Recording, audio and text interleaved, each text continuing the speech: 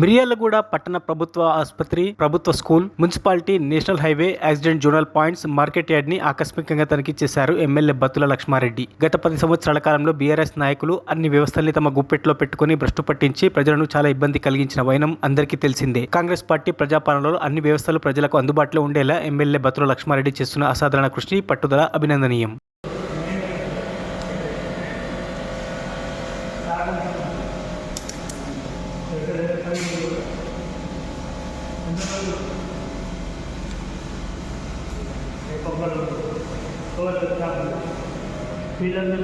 sir నేను డిఓన్ computer అక్కడ 12 మంది లోపల